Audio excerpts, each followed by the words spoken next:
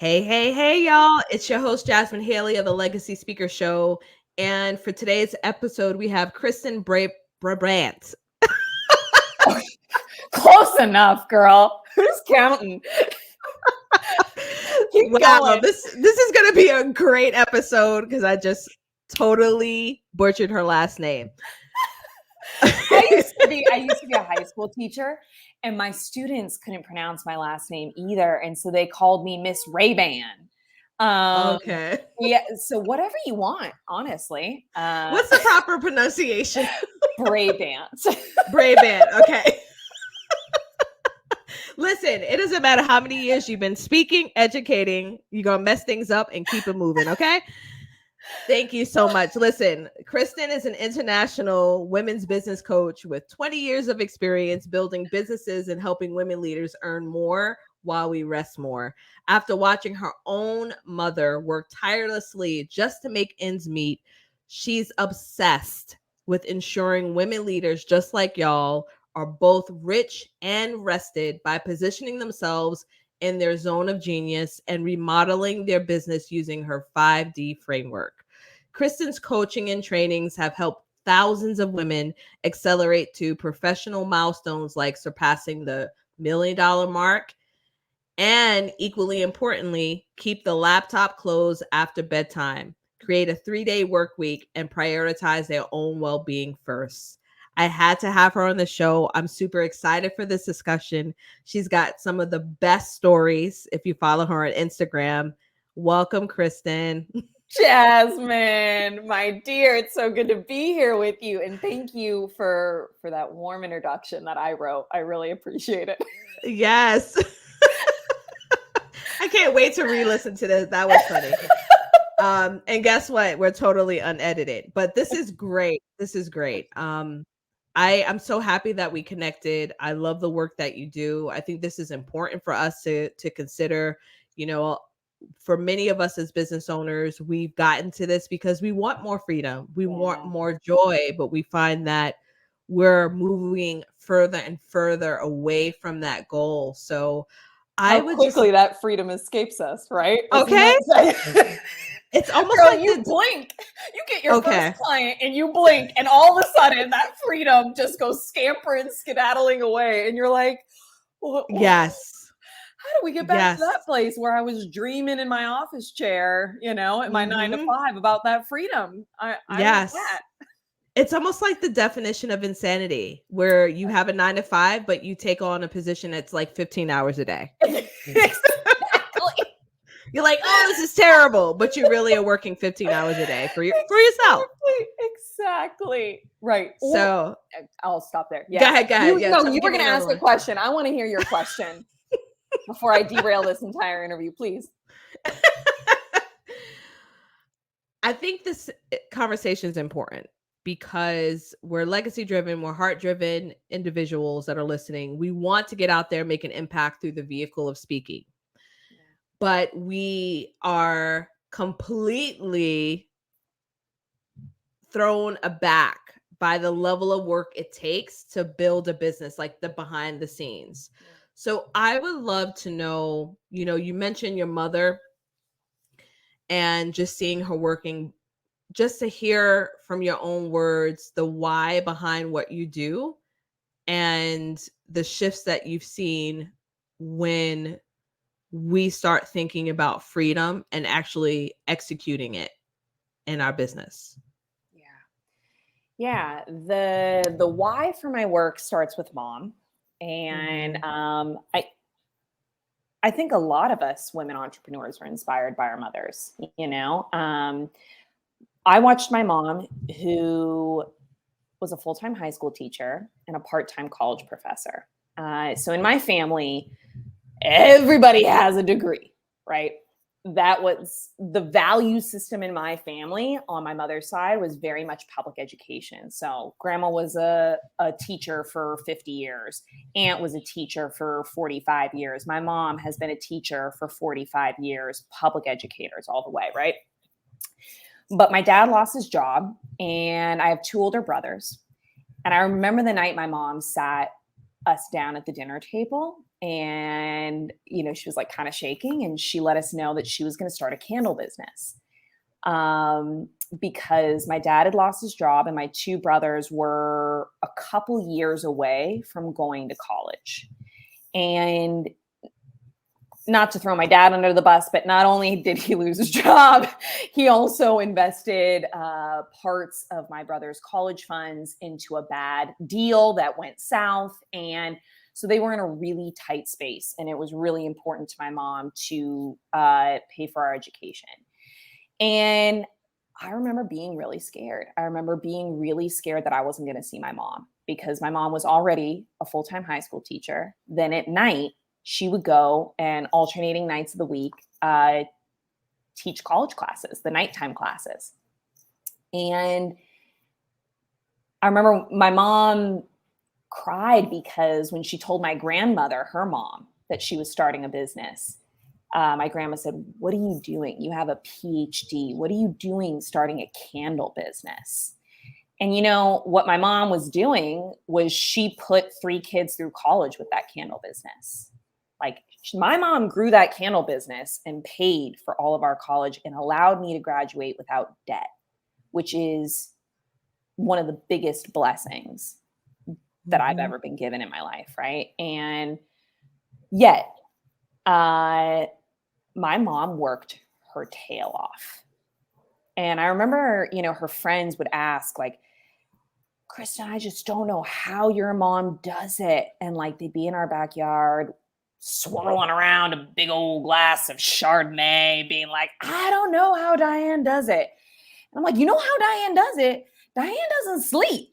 That's how Diane does it." My mom would, every night of the week, she would be working.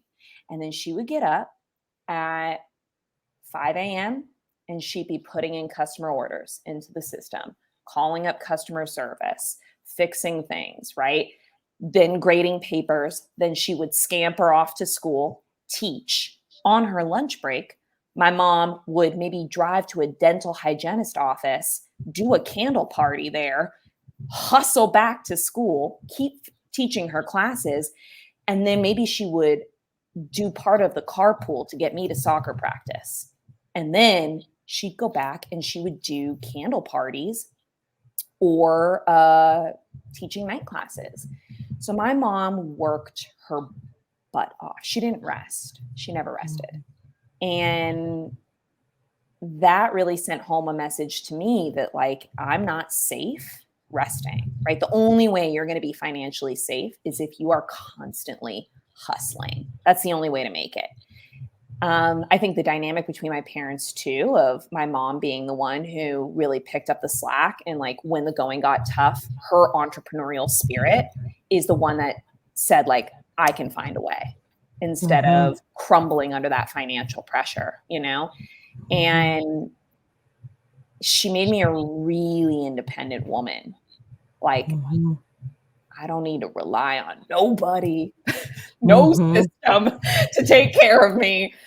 But I've had to unlearn a lot of stuff from my childhood too. And it plays a big part of my business. Like, how do you generate wealth and revenue without working yourself into the ground, right? With rest as being a part of your revenue generation strategy.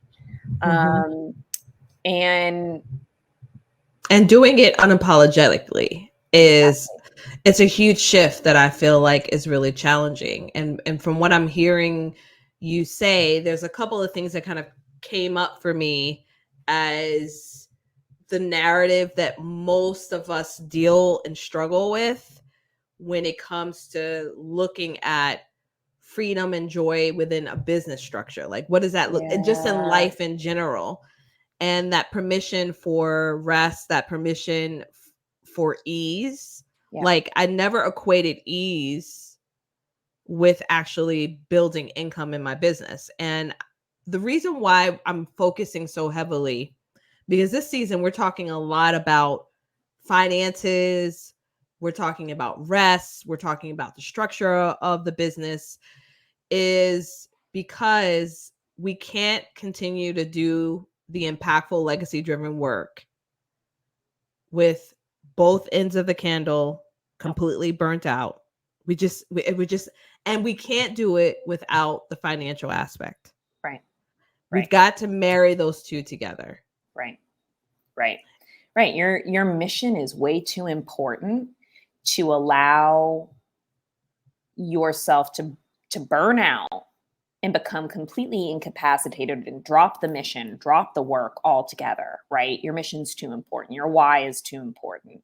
My why being, I want wealth and well-being for all women, because I really believe that when women have more money, when women have more power, and when women have more peace, everybody wins.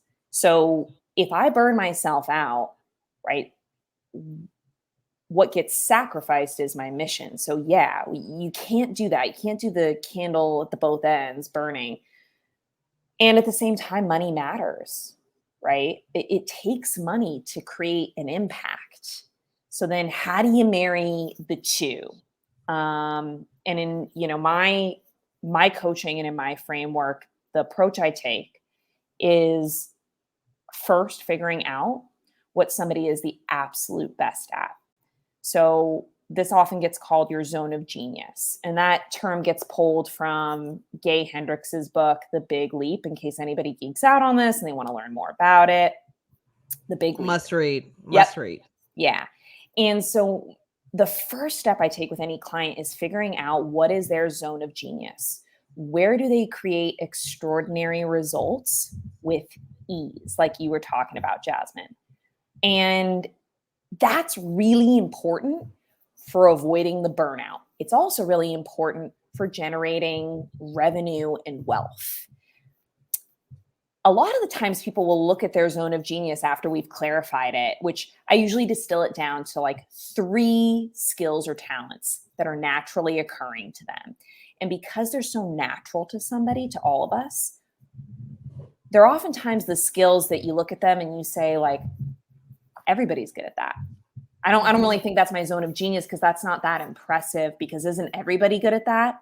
But you just think everybody's good at it because it's so easy and natural for you. But in reality, I can tell you, not everybody is good at that. So we'll talk later about, I've got a free resource to help people find their zone of genius, but that's one big step in creating that ease and wealth at the same time. Because when you position yourself in your business, when you position your offers in a way that really leverages your zone of genius, and you make your calendar the bulk of your time dedicated to operating in your zone of genius, whether it is preparing to operate in your zone of genius, performing in your zone of genius, or recovering, that is time best invested, right? Yeah. And other parts of my framework are the design phase. And in the design phase, it's kind of implementing the stuff I was just talking about. How do we rearrange your offers in your business to fully leverage your zone of genius, make the biggest impact possible, but also be the most ease-filled, right? It shouldn't be draining you, because again, what's going to suffer but your impact? What's going to suffer but your mission and the people that you care about most, the why you care about most. So I really look at with my clients, okay, how can we get your business strategy and your offer strategy positioning you in your genius zone, make them scalable so that you can grow without it being trading your time, which is limited, for money, and feel energizing and easy and exciting and enlivening, just like I'm sure you feel when you're speaking and educating, Jasmin. Right? Yeah, absolutely. And there's a need for us to get still enough and quiet enough to identify that. And what happens in the business world, we have a gazillion messages coming at us. which is why I love the word that you use, which is recovery. Yeah. And when I built my sabbaticals into my business, I have noticed that when I have that space where I'm like fully present, I have nothing on my calendar, nothing is pulling on me except for my personal duties as a mother and a wife, that the creative juices are able to flow. I'm able to identify when things are aligned. I'm able to come up with new ideas if I need to come up with ideas that are truly inspired and they're completely aligned with the way that I want to show up. Yeah. So I love what you shared, because in order for us to build freedom into our business, we have to plan it. Yep. And we got to get clarity in order to implement, like you were mentioning. So I would love for you to just, share briefly with the audience, what are some of the results that you've seen when people have done the work, when they've planned, when they have taken the time to build ease? Because I want everyone to know, it doesn't matter the business model that you have. It does not matter the industry that you're in. Every industry is specific on certain strategies that would work, but we're talking about the foundational principles of a sustainable business that gives you freedom and joy. Yeah. So I would love for you to kind of share some of those things that you've seen with your clients, totally, even with yourself, to let others know what's possible for them. We need examples, right? Like, I think it's so easy everybody can be nodding their heads when you hear, I need to rest more. And everybody's like, amen, I need to rest more. You're right. But it's a whole nother thing that happens in your nervous system when you actually think about taking a whole Friday off. I mean, panic can go through your body, right? Because a lot of us think that we have to constantly be working in order to be safe, in order to have enough, because we watch parents constantly work in order to just get by, right? So it's no, I get why that's in our nervous systems. But in order to rewrite the story, you need a plan, just like you said. So some of the things that I've seen with clients, one of my clients, she was kind of one of the people that we were describing in my bio, where she is a vice president of a wealth management firm, but she had an 8-month-old daughter when she found me. And when I met her, she was attending an entrepreneur retreat that I was speaking at. And I remember her because her cell phone was pinging every 30 seconds, Jasmin, of that retreat. It was like, bing, bing. And every time it happened, like, I watched her body visibly clench up, and my cortisol levels started going up, right? Just being in that. And that was a glimpse at her life. But she was always on. She would work constantly the full day, only stopping in order to feed the baby, put her to sleep, and then she would open back up her laptop at night and work until about 10 to midnight. And on it went for a mom with a baby girl, right? I mean, which is exhausting in and of itself. And then she put in all this effort into her business. And her goal was that she wanted to increase her take-home income with me by $60,000. So not just her revenue, but like what she paid herself, by $60,000. And when we started, one of the biggest things that she struggled with was her time management and delegation. It was really hard for her to let go of control and believe or allow other people to take some of the work off of her plate and feel like it was going to get done to the level of excellence that she would do it at. But we worked together over the course of 2 years. And within a year or a year and a half, the big work that we did was on focusing her time and her business day in her zone of genius and creating a delegation plan where the stuff that's outside of her zone of genius would be delegated off to her team and in their zone of genius, right? So that everybody's working optimally. And we calendared in a vacation for her at least once a quarter. So one vacation at least once a quarter we put boundaries on her shutdown time. So no more opening up the laptop at 9 and working until midnight. We put a shutdown time, a clear shutdown time in place, and a clear start time in place so that her body also could adapt and know, like, oh, this is the time where we relax. This is the time where we get out of this, you know, and we go for a walk with the baby. And as she got more and more comfortable and started seeing that like her team had her back and she could delegate and she didn't have to control everything, I started getting her taking longer vacations. And her business that year surpassed 1 million in revenue. And she had her highest revenue producing months, the months that she took the biggest breaks, Jasmin. So when she would take the most time off, which, I mean, that's not to say that all of us cannot work, but I just want to give that example of like in her month where she took the biggest break, we were able to put up systems so that she doesn't have to physically be there all the time for the business to be running. That's what the whole goal is. And it takes time. It is not overnight. But if you partner with somebody who knows what they're doing, you know, you can create those systems and you can then go and rejuvenate like you do with your sabbaticals. And then that's when the creativity restores. That's when your energy opens up and unlocks.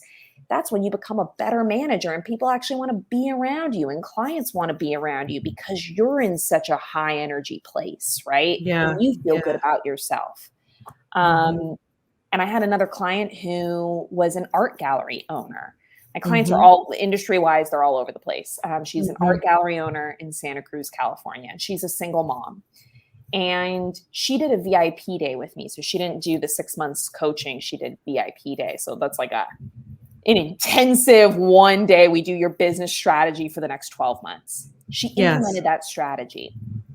And within the first month, her revenue increased by 10K from the last time it was, where at the same time the year prior.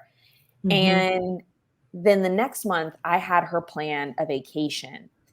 So something that she was really scared to do is she felt like she always had to be present in the art gallery in order to make sales, because she got that feedback from customers. They'd say, oh, I only want to come in when Nicole is in the gallery. I really like Nicole. So she felt like she could never leave the gallery. And what we did is we trained up her team so that that wasn't the case. We moved, you know, some of her artwork online, created some different systems. She went on a 3-week vacation with her son, 3 weeks, not in the gallery. She flew to Florida from California. She was offline and played with her son in Florida for 3 weeks. And that was the highest revenue producing month she's ever had. And she brought in 30K that month, 30K in a month that she wasn't working and taking a vacation with her son. So, you know, those are just 2 examples, but I hope that they inspire people to know that like this stuff isn't so far off and it's not so far out there. I mean, real people, even with brick and mortar businesses, do this. And yes, you can too. Yes. And one of the things that kind of stands out again is the clarity, the planning. Like you've got to create the structure for that and then give it time. Stay consistent and give it time. So I just want to reemphasize again, everyone, that Kristin was very generous in sharing this Discover Your Genius workbook. And it's going to help you ask these 5 questions that it's going to lead you to clarify and focus on yourself, on what you naturally do best, and to stop giving your energy and time to work that drains and distracts you. And so if you want to earn more revenue, if you want to build freedom into your business, this is a great resource to take advantage of. You're going to find that in the show notes. And you have to understand that if you show up consistently, take your time, right? Also take a break. Sometimes you can't work when you are empty. You need to get a little bit of space before you come to it. You're definitely going to see the results if you stay consistent with it. And having accountability and help with someone just like Kristin can help you get there. So I have one more question for you. This is the last question. And my question for you is, what was the best business advice you've ever been given? Oh, that's such a good question. The best business advice I've ever been given was that Frank Sinatra did not move pianos. This was by my mentor. So again, it's Frank Sinatra did not move pianos. And he told me this bit of advice, and you know, we got a smart audience here. They don't need me to explain it, but just in case anybody's like, what is she talking about? What does this have to do with anything? So what did Frank Sinatra do? Frank sang. Frank wasn't selling hot dogs at a show. Frank wasn't out there, you know, like hawking tickets out on the street to fill up the audience. And Frank did not move pianos. Frank prepared to sing, he performed, and then he recovered his voice afterwards. And that's what I aspire to do in my own business. That's how I aspire to invest my time. And I am not 100% there. I'm not. I'm still, in some respects, selling hot dogs sometimes, you know, but I know where I'm headed. And that's what I work on with my clients, is putting them in the right direction where we're all Frank Sinatras and we stay in our lane and we operate in our zone of genius. And so do our team members, right? So that we're all energized and feeling fulfilled and successful and rested and on fire and fulfilling our missions and impact. I love that. Oh, please tell the listeners where they can find you. Listeners, you can find me selling hot dogs. No, I'm just kidding. You can find me hawking hot dogs on Instagram at Kristin Brabant Coaching on Instagram. And my website too is filled with good resources. So I have a blog on the website with helpful articles and, you know, the freebie, the Discover Your Genius workbook. But also there's inspiring stories on my website, which is kristinbrabant.com. So if it was helpful for somebody to hear like, oh man, yeah, that story of those two clients that rested more and earned more, I have more of those stories on my website. If that's something you aspire to do, but you feel like you need more examples of real women who have done it, who are also moms with all the responsibilities that come with that. There's more examples on my website too. To lift your spirit. Awesome. Well, thank you, Kristin. Thank you, Jasmine. Thanks, everybody. I love it. So, y'all, listen. Kristin Brabant. I got it right now. Amazing. I absolutely love this interview. And as you already know, yes, we speak about speaking, right? And it's only a vehicle. It's a marketing tool for you to be able to continue to do the work that you do.